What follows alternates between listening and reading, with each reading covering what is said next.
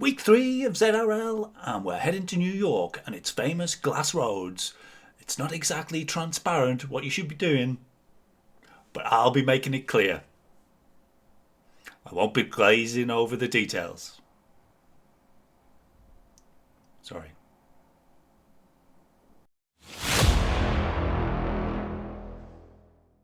It's a really testing course this week. It's the mighty Metropolitan and it's 20.5 kilometers long and there's 321 meters of elevation. It's dominated by the New York Com, but by no means is that the only test that you'll face this week. This Recon is sponsored by levelvelo.cc, who are providers of awesome cycling clothing. I've got my kit for them this year. It is the best cycling gear I've ever worn, possibly the best clothing I've ever worn. Get yourself down to levelvelo.cc, feel like a pro, and look the business. This is a scratch race. Pretty simple really. All the points are allocated on the finish line, and the more riders that there are in the race, the more points you get, and there's 1 point for every position. So if there's 59 riders in your race and you come first, then you'll get 59 points, down to 1 point for last place. But there are podium bonus points available, which are 10, 8, 6, 4 and 2 for positions 1st to 5th. There's only one power-up this week, and that will be given to you at the top of the New York Com, and it is reportedly going to be an anvil. Might be pretty crucial if you don't get one, like if you just get randomly distributed another power-up, but what has been announced is that you'll get an anvil. Who knows whether that will actually come to fruition or not. My bike recommendation this week is an all-rounder. Something like a Tron if you've got it, but other options are available. The Scott Addict RC with the disc wheels probably, or something of that order. You could go something a bit lighter on the wheel set. That's because there is quite a tricky climb quite early on, as well as having to tackle the New York Com, which not only has a lot of elevation, but it's also very steep in parts.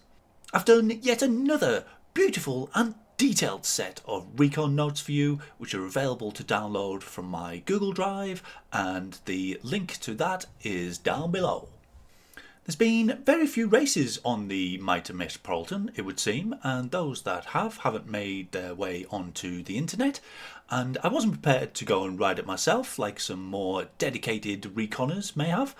So we've got the ride of Steve Adam, who's of Cairo's House, which is a great channel name, very popular, and he gets in a bit of a muddle with his camera at some stage, but other than that, it's a great video, so let's roll. And off we go, in the city that never sleeps, in the course that is rarely ever flat, except we do start off with a bit of flat here, and it's slightly rolling, but we eventually get to this significant descent and we go down. That's at about 2.4k, so don't really need much rest there. But then at about 3.3k we come across this brute of a climb. I've called it the Harlem Shuffle because it's in the Harlem area and it starts off steep, eases off a bit in the middle, and then back up 9% at the top. This is going to cause major chaos in the peloton.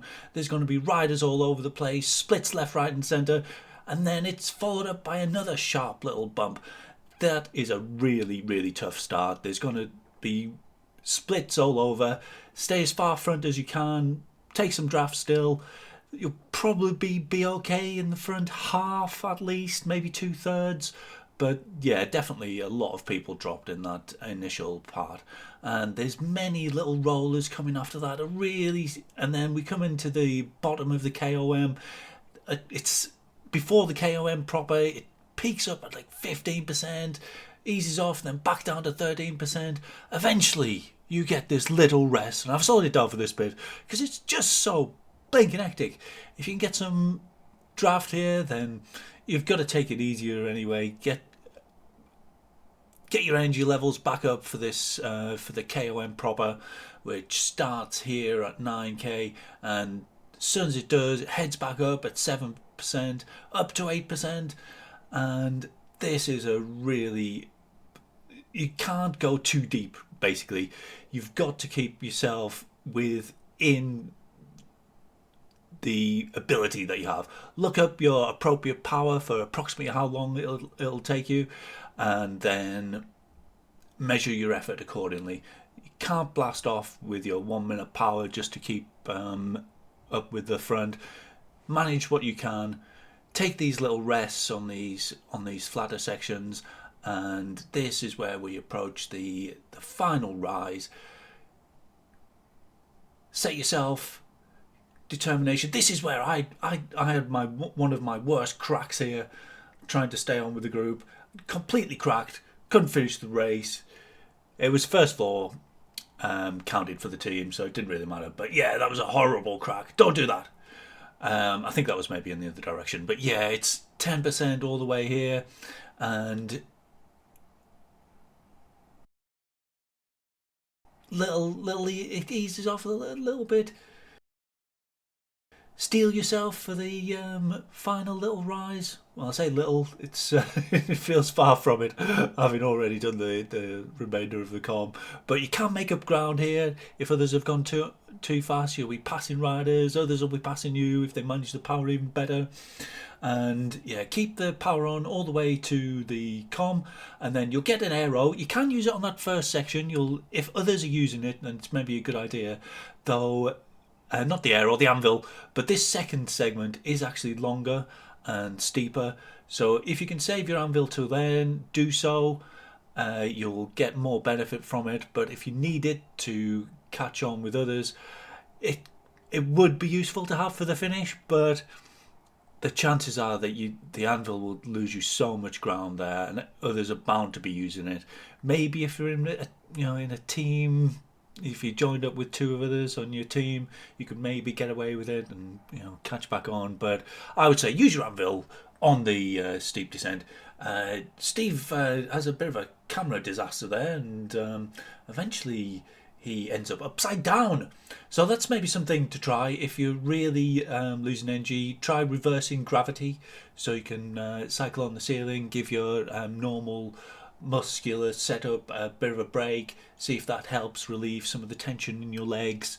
And different position often can do the job. Most people go for sit in or stand in, but Steve went for upside down. Not a bad idea.